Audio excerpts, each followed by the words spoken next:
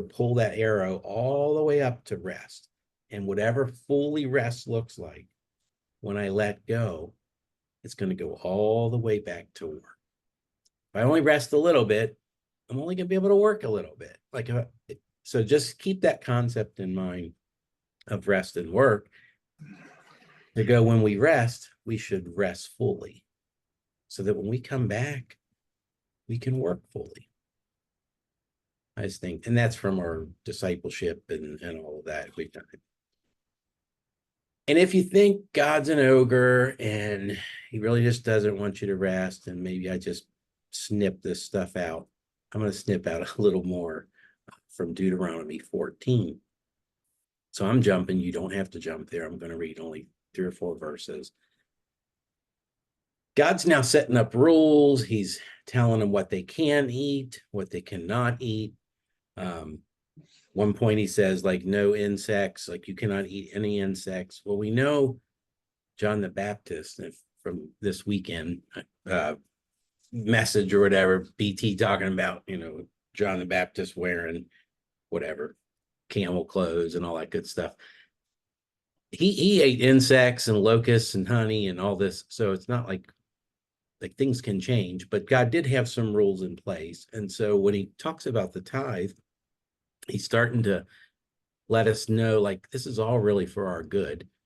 He's saying, be sure to set, I'm in Deuteronomy 14:22, be sure to set aside 1/10 of all that your fields produce each year.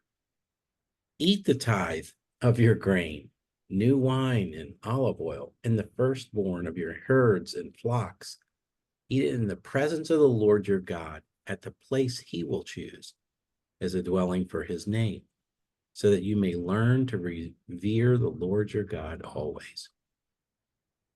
I'm just going to read that one more time, a little piece of it. We're to eat of the tithe in the place he will choose as a dwelling for his name. Kind of let that sit for just a minute. He's choosing where we will eat, where his name is going to dwell. But then he kind of gives them, at that time, he gives them an out and says, if the place is too distant and you've been blessed by the Lord your God and you cannot carry your tithe because the place where the Lord will choose to put his name is so far away, then exchange your tithe for silver and take that silver with you. It's a lot easier to carry a little bag of silver than to carry your animals and your tithe and your fields and your produce and all that stuff. Carry that with you and go to the place the Lord your God will choose. And look at this in verse 26. Use that silver to buy whatever you like: cattle, sheep, wine, or other fermented drink, or anything you wish.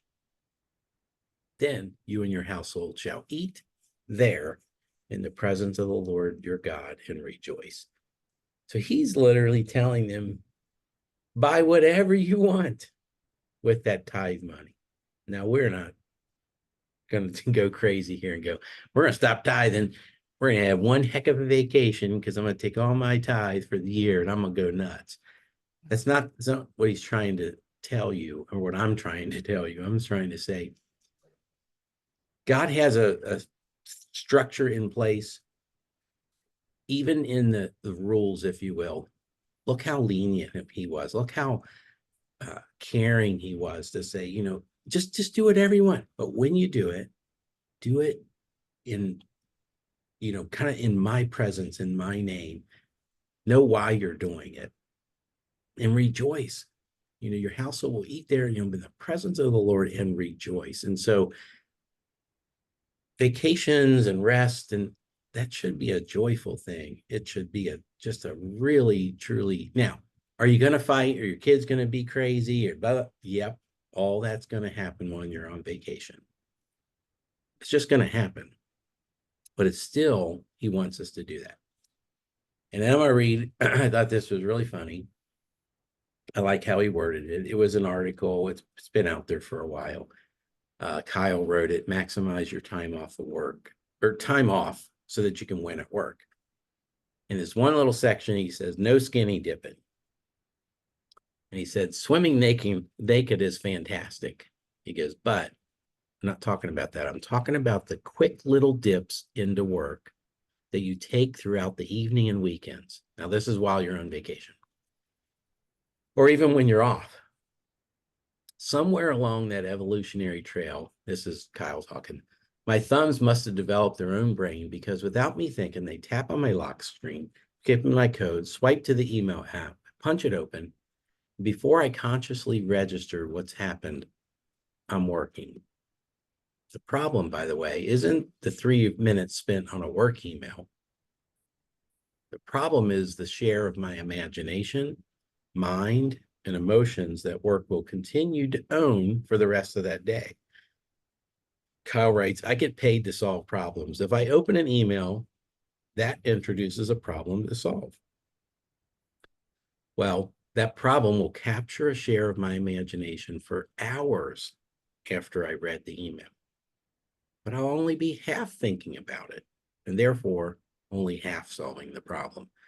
Rather than being fully on or fully off, I'll exist in a half state, doing neither well and gaining no benefit toward my work or my rest.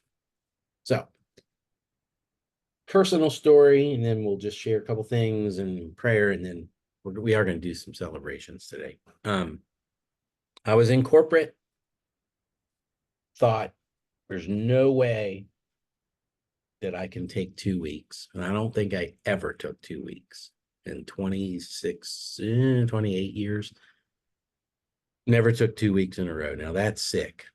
I mean, I think forced in December, they made us take this and it felt like 2 weeks or whatever. Okay, great. I ain't even counting that. I'm talking summertime, vacation season, never took 2. How crazy is that?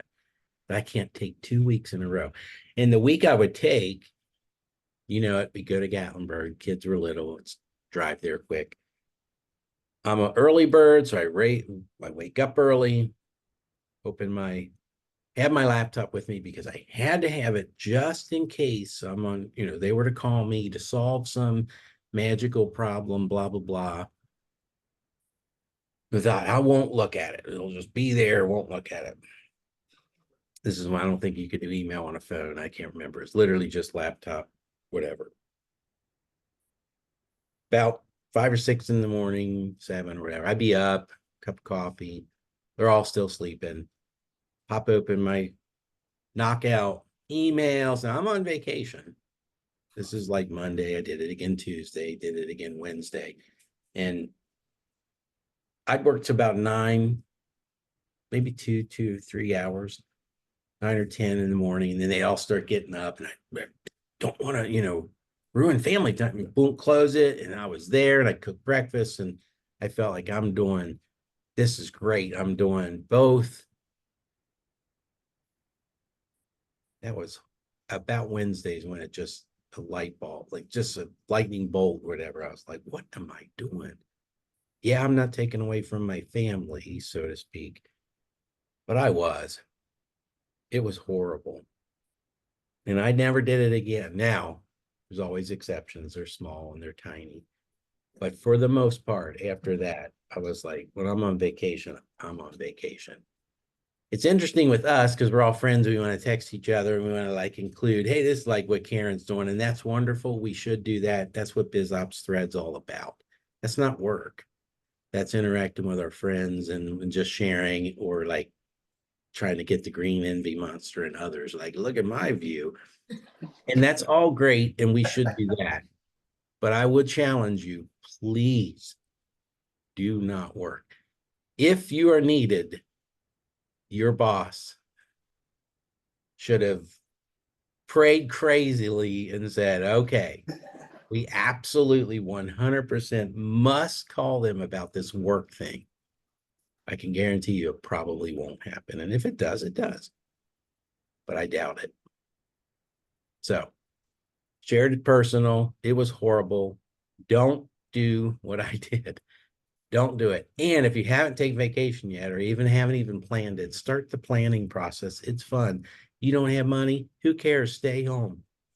Plenty of free stuff to do. Talk to Joel. I'm sure he knows every little this little thing around Cincinnati that, he can go and enjoy nature and, but talk to each other. Like, I want to do this and I want to pull it off on a budget.